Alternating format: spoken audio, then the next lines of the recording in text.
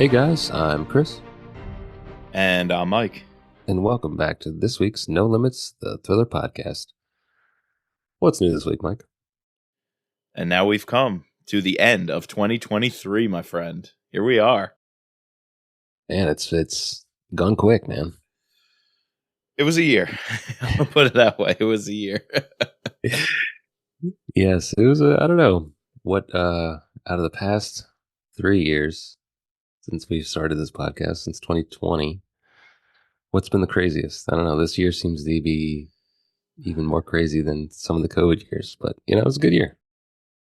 Whew. Well, it was a good year in terms of our reading list. I could tell you that because you had a little bit extra time on your hands and were able to put together a summary of everything we've done this year. So, Chris, why don't you tell the people how we're going to break down our year in review pod? Yeah, so we were kind of talking and figured it'd be a nice. We haven't done this oddly enough yet. At least I don't think we have. We've done some other things where we wrapped up. We kind of tend to record, and I think we're going to be recording soon in the new year. Our first half review of Brad Thor coming up once we finish Blacklist, right? Yes. But yeah, we've never done one where we sort of talked about the pod, and I feel like things kind of got not crazy in a bad way, crazy in a good way, because we had launched this third feed, the Thriller Podcast, for late in 2022, or I guess later in 2022. But things really kicked off this year, and so I wrote out everything that we read on. So if you combine the Thriller Pod, the Mitrap Pod, and the Scott Harvath Pod, we read a total of 21 books. We covered a total of 21 books. Wow. Most of them in 2 parts, some of them 1 part, some of them 3 parts. Yeah, and I feel like it was an interesting pattern or roller coaster because we started real Scott Harvath heavy. I feel like we were well into that pod and we were jiving with it, and that coincided with new releases not coming out the first couple months, but definitely by the summer when we hit new release territory, it's like we abandoned Scott Harvath because we had to get in a Jack Carr. We had so many episodes around Only the Dead. And then we had Deadfall, and we had Brad Thor on. And so once you hit those new releases, I think really starting in the summer, maybe something in the spring too. But we were distracted, from Scott Harvath. And so then we were real heavy on Thriller Pod. Yeah. And I think, so people who our Scott Harvath feed has been a little bit dormant for a while since Deadfall, but don't worry, we're going to get back to it. In fact, the next pod we record will be part 1 of the Blacklist, and as well as getting into, like what I said, the first half review of Scott Harvath. But yeah, man, we cranked out 6 Scott Harvath books, starting off with The Last Patriot, went into The Apostle, Foreign Influence, did the Athena Project, the side book, did Full Black, and those were all of the older Scott Harvath novels, and obviously we culminated with Deadfall. And then we were kind of doing this thing where, because we found out that it was Kyle's last book, Right. we wanted to cover one of his books, so we covered Fade. We obviously had to cover Code Red, his last book, and then also that led us into 3 books by Don Bentley that we ended up covering. Wanting to sort of get to know our new author that we're going to be diving deep as starting out as we're the Mitrap boys at heart. So yeah, so there we read The Outside Man. We read Without Sanction, as well as Target Acquired, one of his Tom Clancy novels. And then besides that, like you said, we definitely hit some Jack Carr this year. Kicking off the Thriller Pod in January with A Most Dangerous Game. We read that because, I'm guessing, because Savage Son. We just covered finished. Savage Son. Yeah. Yes. And then we went right into our least favorite book, The Devil's Hand, finishing Jack Carr with Only the Dead, which, I like that book. When I was doing my, I'm not going to spoil my top 5 Your ranking, my ranking, but it's Only the Dead is pretty high. Yeah, as you go through that list, some of those books really aged well. Definitely stand out to me, and some of them I'm wondering if we were prisoners of the moment at the time. And so I know you made your list. Did you at all look back at our old scores? Because now I'm kind of thinking, do we have to go by the scorecard No, so like I think every time we've done one of these recap pods where we sort of do a ranking, I sort of throw, even though we spend so much time doing scorecards or doing, ratings, whatever, I throw all those out and it's literally a snapshot of my Yep. list in the moment. Things age differently when you sit with them. Exactly. And I think Yeah. one thing that once we get into that part, talking about our top 5 reading list, we could, obviously there's some books on here that are not 2023 releases. So I could have chose to do an only 2023 release top 5 book. So we Right. could talk about that. But I'm mainly focused on, of the books we covered on any of the 3 pods, what were my top 5 favorite to read. Yeah. One other sticking point though there, like you're saying, publication year, could we include it or not? For me, it's also if it was my first read or not. Right. Because Exactly. Damascus Station is clearly, for me, going to top this list. Best book I read this year. But it's not the first time you read it. But it's not the first time I read it. Same with Spy Who Came In From the Cold, which probably wouldn't make my list, but still, I had read it before. So how do I make my list? Am I allowed to include something I really loved from a previous year if I was revisiting it?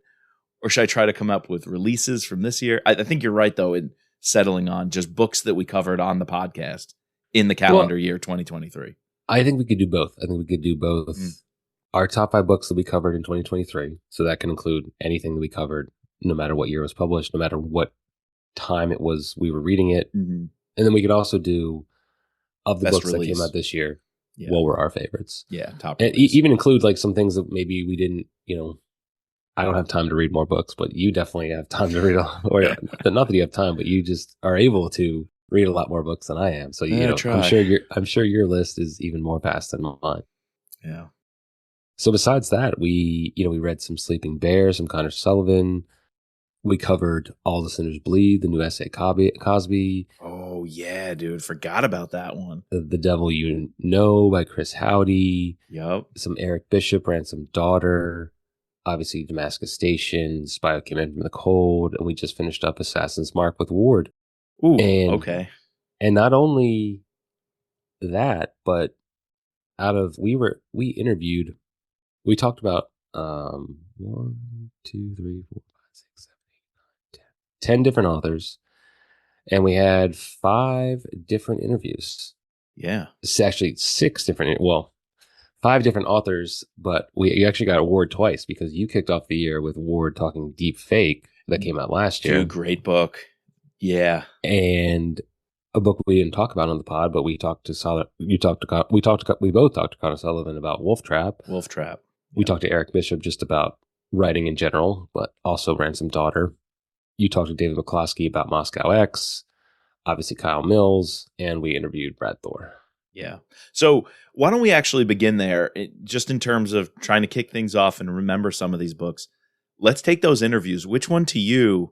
We don't want to say our favorite, but which one to you stands out from 2023 as an interview that either did something new for the pod or it was fun connecting with an author that maybe we haven't connected with yet? Do any of these interviews we've done stand out? It's my interview with Brad really sticks out. We've talked to him a couple times, but I feel like we had a great conversation about, it's a very prescient topic, his book, talking about Ukraine.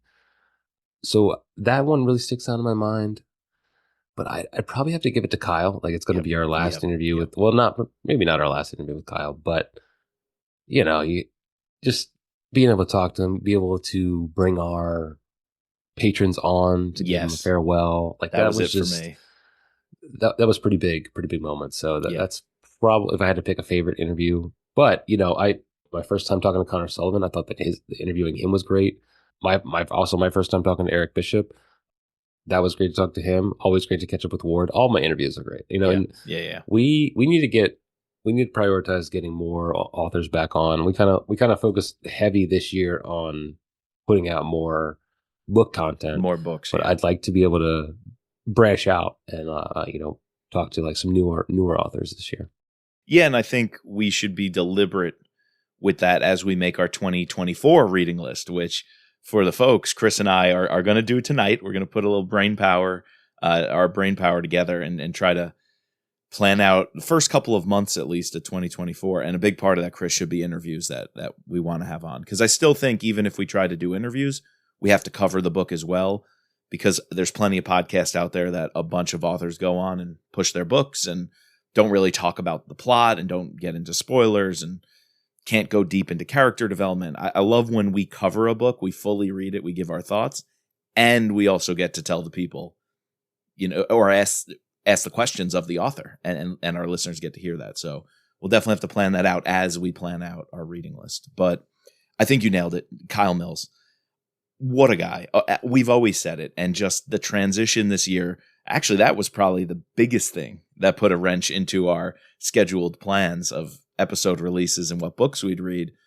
That was tough to handle, both him and wanting to cover Don's books. And right when Code Red came out, so much buzz about it being his last one. So yeah, I got to give it to him, because when we had the patrons on and seeing his reaction, the gratitude and sense of accomplishment to hear what his books have done for all of us fans. We speak for, the thousands of Mitch Rapp fans out there. And Dawn, one of our patrons, just gave a very heartfelt message to what Kyle's books have meant to her personally, and to get to see an author have that sense of, that rewarding feeling just was awesome to see. And I'm going to throw David McCloskey up there too. It's one of those times I really wish we had you on, because the same way you shout out Brad Thor, just, you don't even have to talk about the book. You could just talk about politics and the world and the news and current events. Mm-hmm. You could do the same with David McCloskey. So one day when we get the three of us together for his next book, I'm really looking forward to that. So out of all of our interviews being amazing, those two for me really, really stand out from this year. Yeah, I was bummed to miss that one. Yeah, and there's books that you were able to cover in your interviews, like Moscow X or Deepfake, yep, or Wolf Trap, that we didn't necessarily devote an entire book pod to, yep, but we were able to dig deep and give those spoiler-filled reactions instead of just giving like a glossy, like, oh, what inspired you to do that? Exactly. Not we have a conversation podcast, but yeah. We pride ourselves on having a true book conversation, a book club style stuff. So, and almost so like you guys, the listeners, since you can ask the authors these questions, we want to do that. So it's almost, right, we hope as you listen, you feel like you're in on the conversation with similar things you might say or want to bring up to an author that's missing in the media circuit, and and the media tours. So. Exactly. All right. Well, that was our interviews. Do you want to just spend a quick second here on Brad Thor? Because I think a couple of these absolutely make the top 5 list of best books we've covered this year. What Brad Thor book stood out to you the most?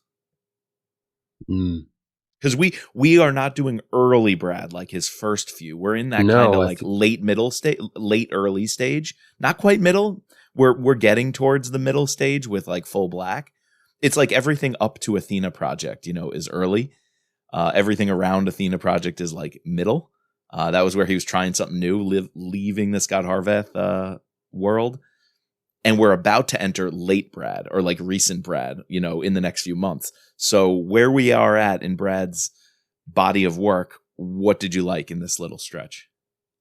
Yeah, that's a good question. I feel like we turned a corner where we started liking more and more of these books, as opposed to having this like one on, one off, one on, one off, where we maybe didn't like it, just didn't jive with it as much as but it was like almost every other one was like a banger, like more consistent now.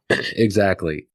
The book that sticks out to me the most is probably The Apostle. Agreed. Like just spending that time in Afghanistan and knowing like the amount of research that he did put into that, it really stood out to me. Just getting to know the Troll more over these books and having him develop more as a character, really appreciated that. And then like, I love the Athena Project. Like unfortunately it's just outside my top 5 books, but I thought it was a cool experiment. I would love to see him like dive back into that. And Deadfall was really good. It was a when I look back on it was a fast read. Like it's when I like juxtapose it against like Damascus Station, like it makes that book look like a tome, Yeah. I don't know.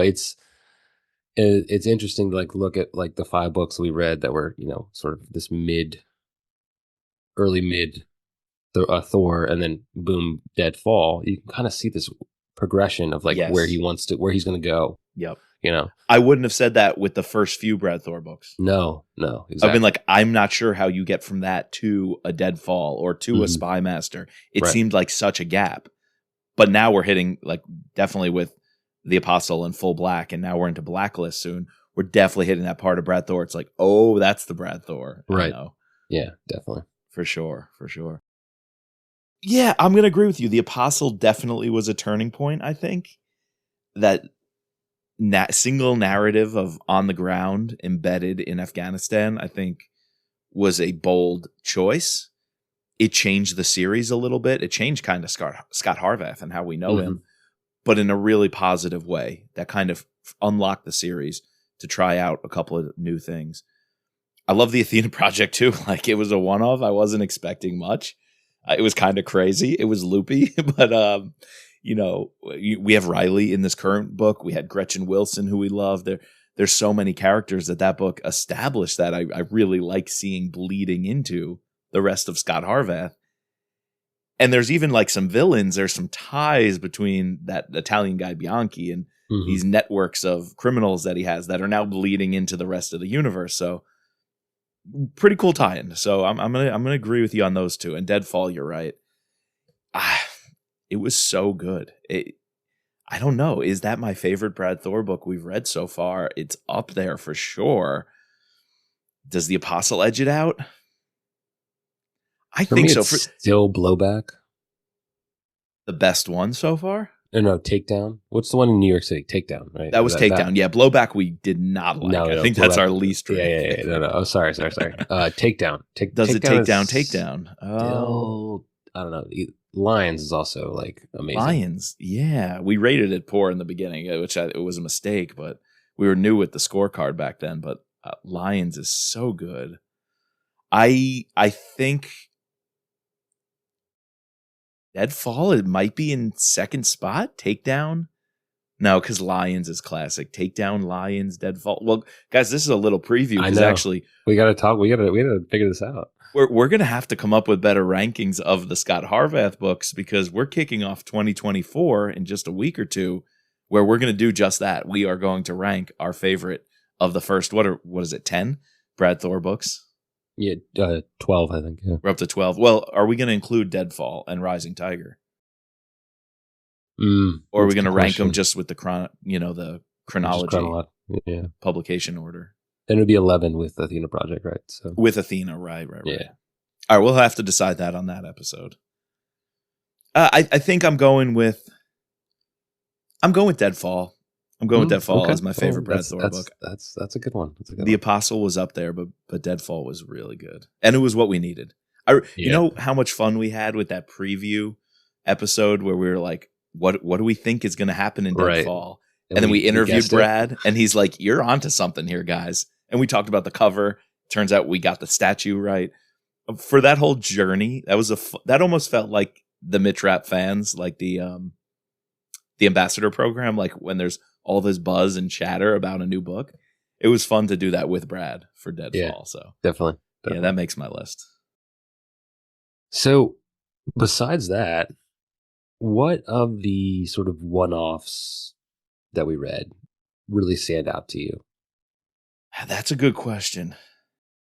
Like anything from, that we read from Don Bentley or the Chris Howdy we got this year, the S.A. Cosby we got this year, either the Connor either the Connor Sullivan books or either of the David McCloskey books.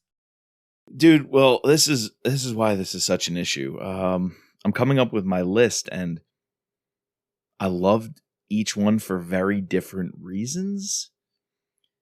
Deep Fake by Ward Larson was incredible, and it had this twist that was just like a fun read. And then Sleeping Bear, same thing, right? Like, we loved that one. That was just a fun read. That was a blast. But then you've got All the Sinners, and that is a heavy book, and It's got to be in the top 5, dude. It has to be in the top 5, though. It was clearly one of the best books I think written in this calendar year, as was all of S.A. Cosby's books. The first one was Blacktop Wasteland, still my favorite. Loved it. All the Sinners Bleed, I think, has to be on top 5 best books of the year. I think you can't take that off, which leaves me toying with Deep Fake and Sleeping Bear. I want to squeeze them into the list, but do they eke into the top 5? I don't know. That's a good question. No. That's tough.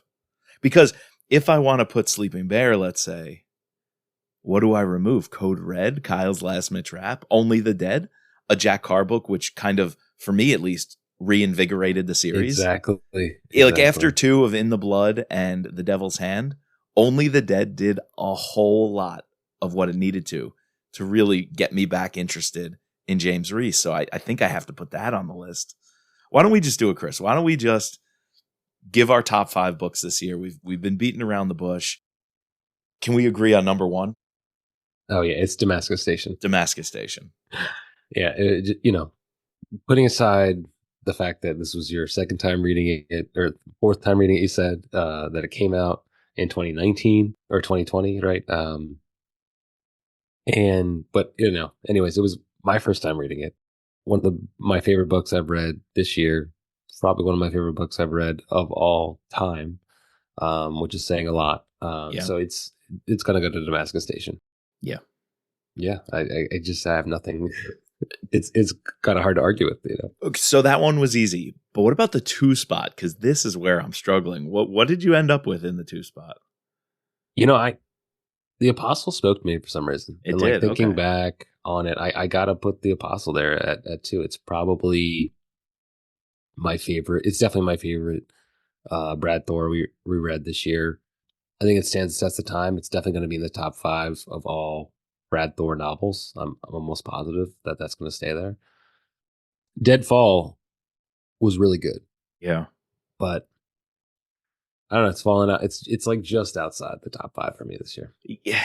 You see, I can go either way, but I had to, for this one, go back to my scorecard. Like that had to be the deciding factor. Okay, there you go. And I was half a point higher on Deadfall, a 46 versus a 45.5 on Apostle. So yeah, I'm gonna give that number 2 spot, not to Deadfall, although that's gonna be on my list.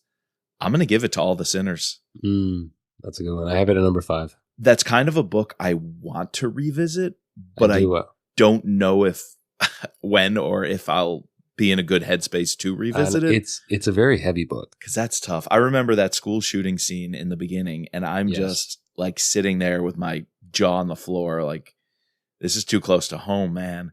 And then everything that's uncovered beyond that in the book, whoa, it's incredible. S.A. Cosby always has his finger on what the country's going through, a little bit of the healing that the country needs. Mm-hmm.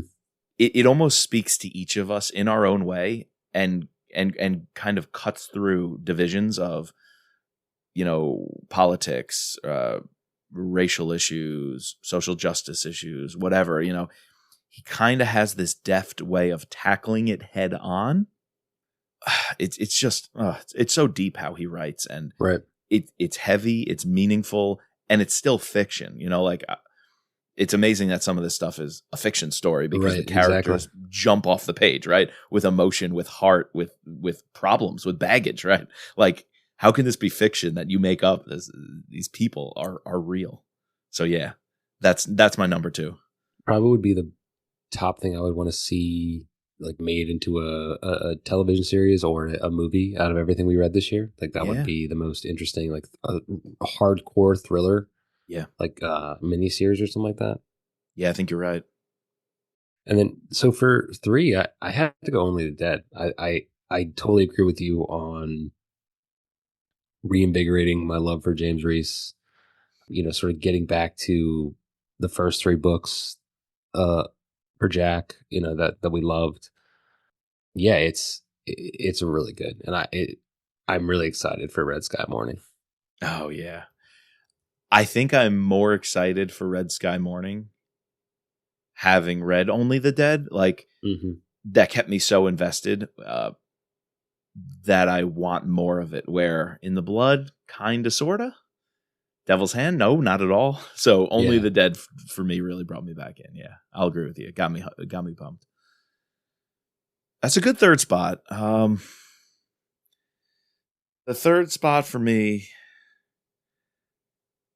let me go Deadfall. I just, like I said before, all the fun we had around covering that, which it makes me want to put the Apostle in the 4 spot, but I can't do that. I'm going to take the Apostle off my list. Okay. You already had it in number 2. We said how much it meant to me. It was in a dead heat with Deadfall, but I've got to go with Code Red in the 4 spot. Same. Yeah.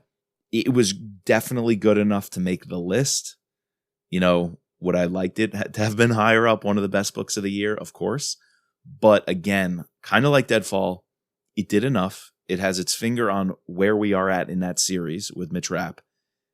It did enough to kind of close out Kyle's time, but not enough to completely screw over Don, leave him in a crazy situation. So it was a balancing act. And once I saw that book as a bit of a balancing act from Kyle, I really liked it. And I remember a couple of little moves, subtle moves that really hit, like the way Rapp plants the gun in that guy's house. Yeah.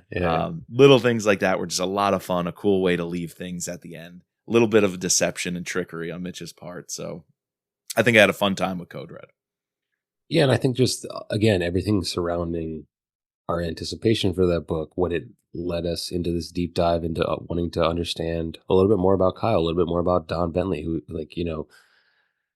where that book took us, and like all of our conversations around that, and then finally like our last conversation with Kyle about the book definitely has to raise it into the top 5 for me. Mm-hmm, just like, like just the meanings that I had associated with that book and how we covered it, definitely top 5. Yeah. And Anna. I mean, yeah, and Anna. We got a little more Anna, and like, absolutely, I love it. Ben Friedman, like, come on, man. Yeah, come on, dude.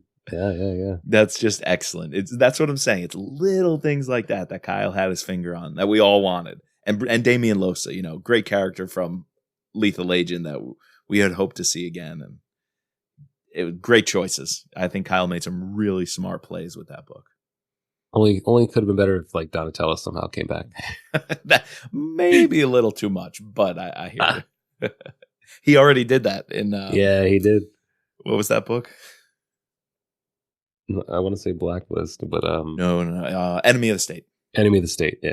Enemy of the State. That was a great one. All right, so I already said that I had All the Sinners Bleed at my 5 spot. So what do you have at the 5 spot? I went with Only the Dead. We already talked about that one with Jack Carr. So yeah. So we saw eye to eye. We had Damascus Station in the same spot. We both had All the Sinners Bleed on the list. We both had Only the Dead and Code Red on the list. I definitely very much wanted to include the Apostle. I'm saying Deadfall / the Apostle, an old Brad, new Brad. Kind of, it's right up there in the mix. Mm-hmm. But outside of all that, what's your honorable mention? What was the one that just didn't make the list that you absolutely feels needs to be mentioned? We talked Deadfall already, so let's imagine you had that one. If you wanted to essentially take out the 2 books that didn't come out this year, which would be Damascus Station and The Apostle, right? And I needed to add two in there that came out this year that I read that I really liked. I would definitely have to put Ward Larson and Assassin's Mark.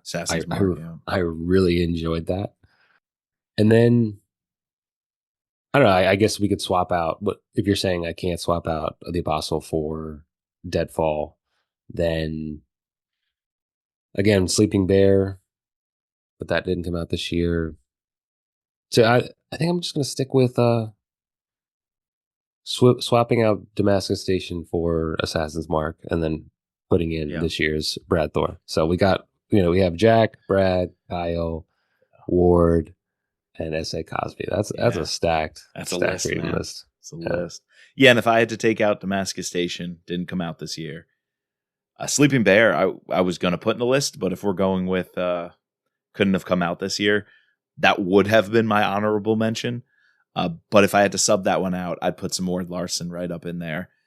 I put Deep Fake just because it was different, and we just covered Assassin's Mark and loved it on the podcast, and it absolutely could be in that honorable mention spot as well.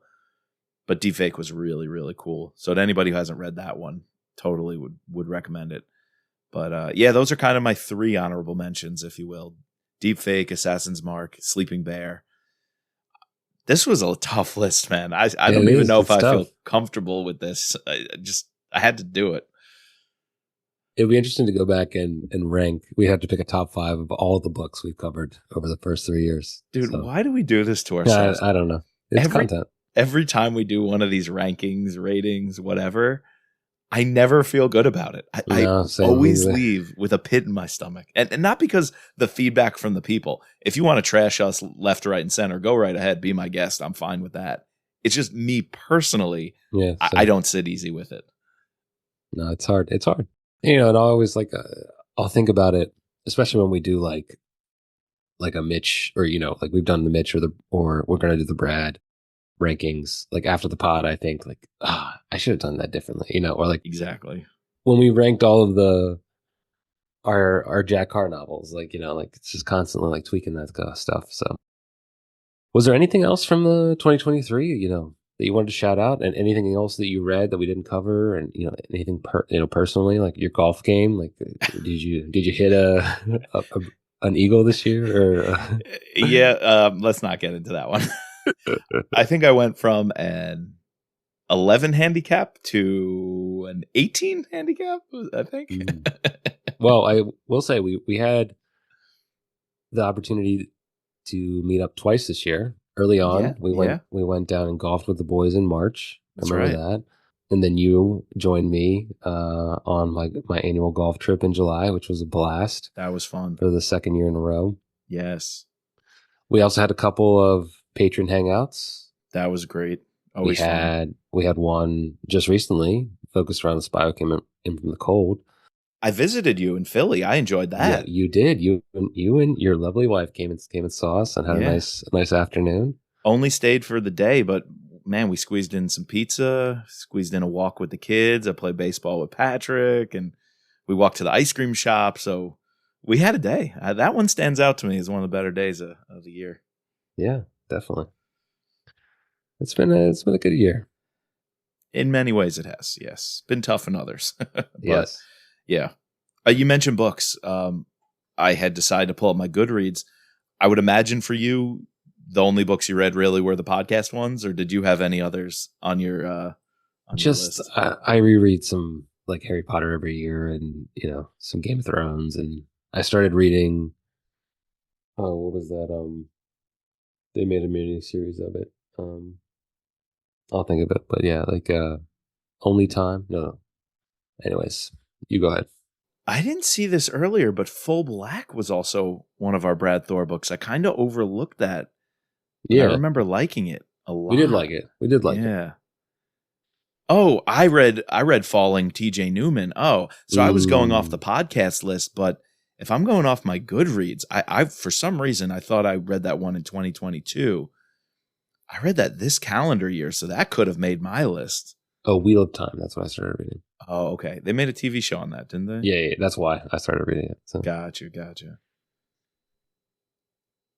So, the other thing is, I forgot I started the year. I think it was one of my New Year's resolutions. It took me like 4 months or something, but I read the Silmarillion. Oh, yeah. The Tolkien told me that. Legendarium that, essentially is the creation myth, the genesis, if you will, of Middle Earth. And did you watch the show? I watched Rings of Power. Yeah, it was tough. It was tough. Yeah. Some things about it were great, were really, really great. But unfortunately, those were few and far between. And the things that sucked really sucked. Sucked hard. Oh, man. Yeah, I didn't even attempt to watch it. You didn't try? Okay. Well, that's for another podcast. Yeah. No, but the Silmarillion, dude, if we're just going off some of my favorite books, that's perhaps one of my favorite of all time. But again, it's basically like reading the Bible cover to cover, or at least the Old Testament cover to cover. So I'm not really going to count that on any sort of list of my favorite books, in terms of fiction or thrillers. And I'm looking at my list. No nonfiction. Wow, you didn't read any nonfiction this year, huh? That can't be. I'm usually heavy on nonfiction, but I think we lean so hard into covering a lot of books this year, 2 a month. 2 a month is what we aimed for. Nonfiction went out the window for me because that takes a while. Yeah, so the two that I was kind of listening as we went along nonfiction wise, where I read American Prometheus, which was really good. Yes. Because obviously Oppenheimer came out. And then also, what was the movie that just came out with Killers of the Flower Moon? Oh, yes, you read that. I read that. I'm still reading that. It's very good. I mean, it's intense, but yeah, I'd imagine. Yeah, I usually throw in 3 or 4 of those kind of books a year. I think there's something, and I just forgot to put it on Goodreads. I definitely, if I go back to my Everend or Scribed app, I think there's going to be something there. Oh, you know what I had in there, but didn't get to? The Dave Grohl autobiography. I heard that was good. The Storyteller. My buddy read that. Yeah. I wanted to read that one. Oh yeah. Okay. Those are like my quick rereads all the time. Tim Marshall is one of my favorites. He writes books about geography, Prisoners of Geography, one about flags. Of course you read this as a geography teacher. Yeah, those are like just some You read a book ones. about flags. Wow. Oh, dude. His book, let me see what that was called, is so much fun. There's one about flags, one about walls, one about borders. He's just like a geopolitics guy. Like he's somebody Brad Thor would eat up and then turn into a novel. And absolutely right. The Power of Geography, 10 maps that reveal the future of the world. Prisoners of Geography, 10 maps that explain everything you need to know. A Flag Worth Dying For, The Power and Politics of National Symbols.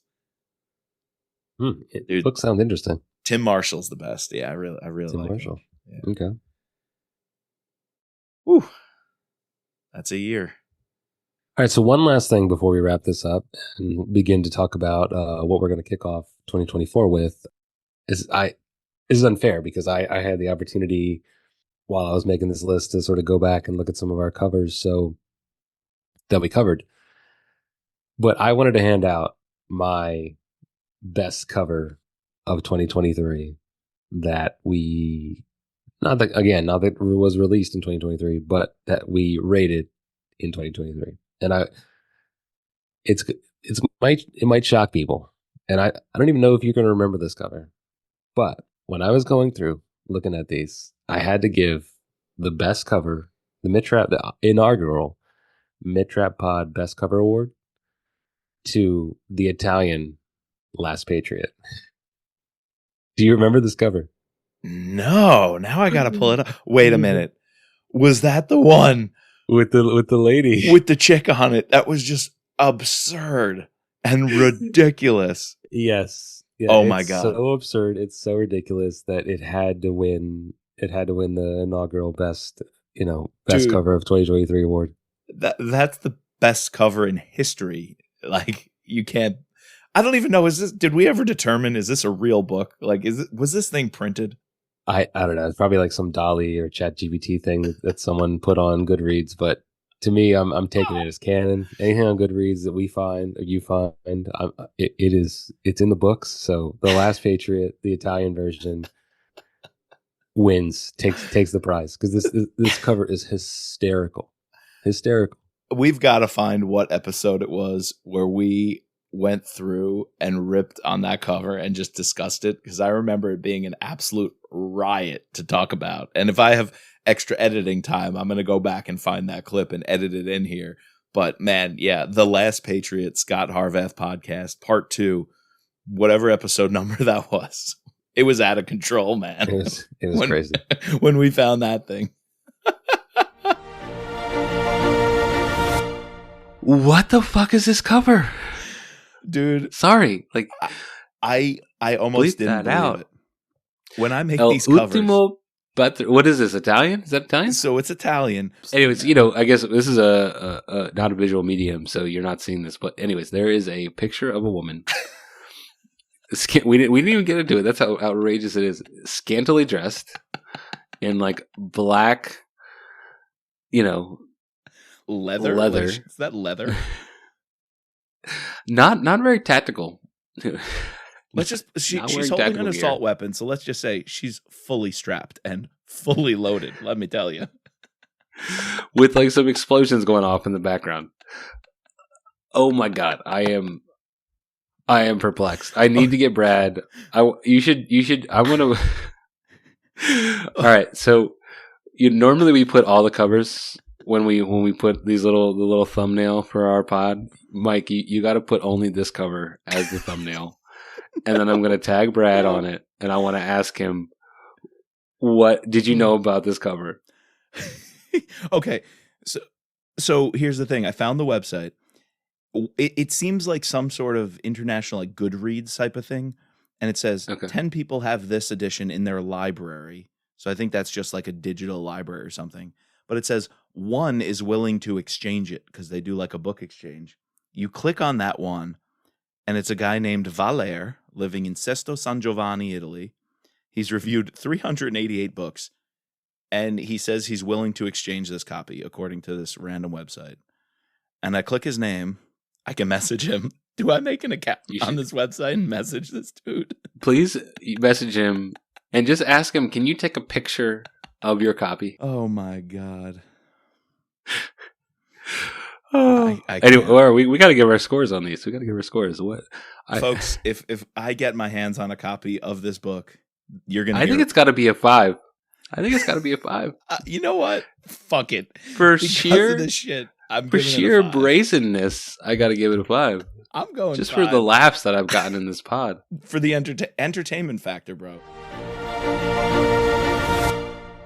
Honorable mention goes to Deadfall. I really like that cover. Yeah, we came around on that one. We really did. That's a good point. And Only the Dead is a very good cover.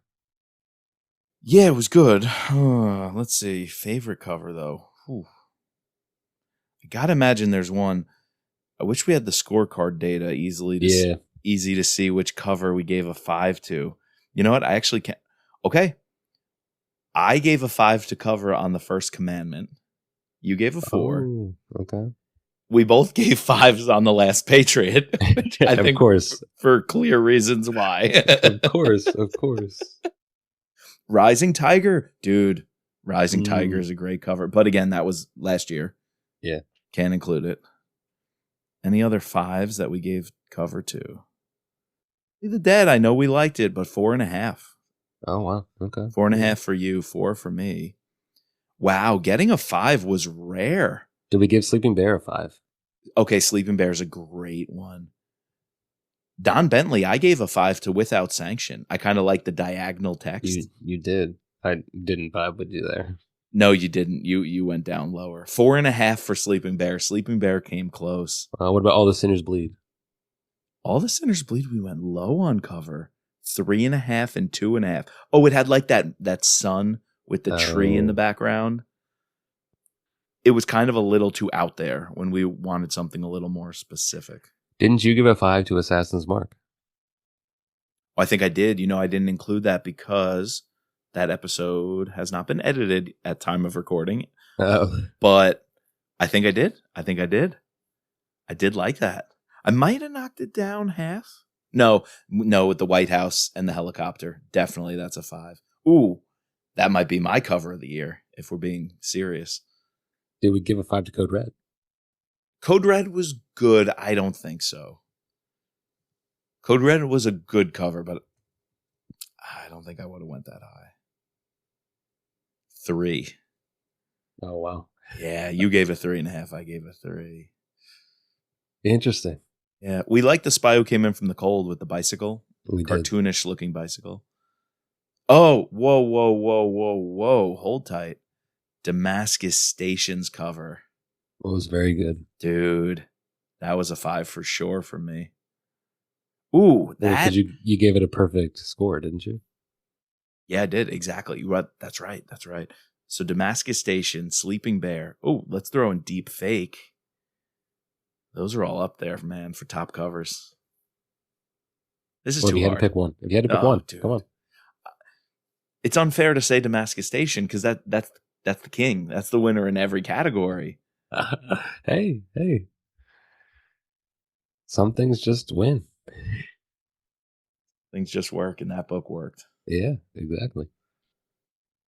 All right, so that's our 2023. What are we going to cover in 2024? We obviously have slate of new releases mid-year. Red Sky Morning probably will kick it off first. I'm sure we'll have a new Chris Howdy. Obviously, have Don Bentley's first book, Brad Thor's next book. Yep. But what do we want to? Obviously, we're going to get back into the Brad Thor pod. That'll be the first thing that we cover, which will be Blacklist. Yep. Blacklist will be coming at you. So we got to get Scott Harvath going again. We tend to do that more earlier in the year. So we're going to start with Blacklist.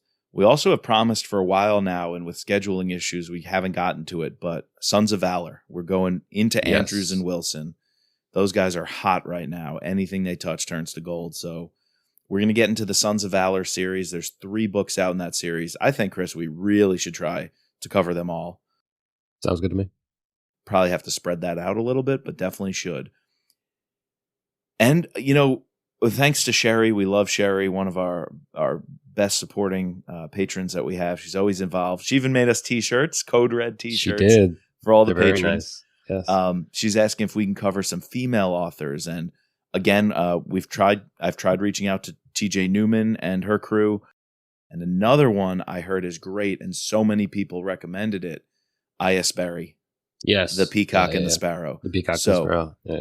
That's just a little preview, guys, of what you're going to see in the first few months of 2024. Some Scott Harvath, some Andrews and Wilson, hopefully some TJ Newman, I.S. Berry sprinkled in there. Maybe even some more Don Bentley. We want to go down. I'm intrigued to continue Matt Drake a little bit. I think we got to finish the Matt Drake series. Yeah, I think we're going to throw that on there before we get his Mitch Rapp book. So yeah, that'll. And we love to. Again, we want to have him on. Obviously, we would love to talk to both those female authors. Obviously, we didn't interview Jack this year. We definitely need to get him back on. Yeah. Probably going to talk to Brad, obviously. So yeah, it's going to be a fun year. And we're going to have a Jack Carr television series to cover this year. That's right. Coming out. What month did they announce that? So this is the prequel. Dates? What is it called again? The Ben Edwards series? I don't know. Did they come out with a name? Oh, and while I'm thinking of it, we're also going to have some reaction pods when they drop the titles and the covers of Brad Thor, Don Bentley's Mitch Rapp. So, we're going to be here just like we were with Red Sky Morning. Once we get the title and the cover, we'll give you some emergency, reaction pods, quick reaction pods. Yes, definitely. No, they haven't given it a title yet, but for sure going to be covering that. All right. And then some other people we want to have back on. We haven't talked to comm majors in a while. Got to review a movie. Yeah, I hope they're still going strong. I listened to a few of theirs way earlier in 2023, but bring back Brian, some of the other super fans. Of course, our Jack Carr super fan. Gonna have to have Ty back. Yes. But yeah, no, there's a lot of things we have yet to do. It's going to be a busy 2024, as was 2023. So we hope you guys enjoyed this year in review from the Mitch Rapp pod, Filler pod, Scott Harvath pod. Yeah, and we look forward to seeing you. And I guess we should say we're thankful for you guys, listeners, patrons, giving us a reason to sit here and talk to no one. Essentially, just, if anything, I get a chance to talk to one of my best friends in the world once a week when I can get time with him because he's so busy. But we still do it because we love it. But seeing those download numbers go up and up and up is an added reason to keep doing it. Yes, definitely. And let's be honest, without our patrons, we would have been done after the Mitch Rapp series. I think we would have finished that a year or two, whatever it took, wrapped it up, wiped our hands of this thing. And the fact that you guys are here supporting us is the reason we're going to pump it out. And honestly, Chris, we only planned for this podcast to be a once a month thing. And we're going to commit to still trying to keep it out every week, at the very least every other week through 2024. And again, as much as we love doing it and would do it anyway, we wouldn't do it this often and read this many books unless you guys were listening. So thank you for staying involved, and reach out on social media. We love to hear from you guys. Definitely. All right, we need to thank our patrons, our special operator Sherry F, our special agents Daryl, Kevin, George, Matt, Dawn, Dennis, Peggy, Catherine, Ray, Bridget, Jeff, and Mark. Please subscribe, rate, and review using your favorite podcasting platform. You can find us at thrillerpod.com or on Twitter and Instagram at thrillerpodcast. And as always, just let Mitch be Mitch.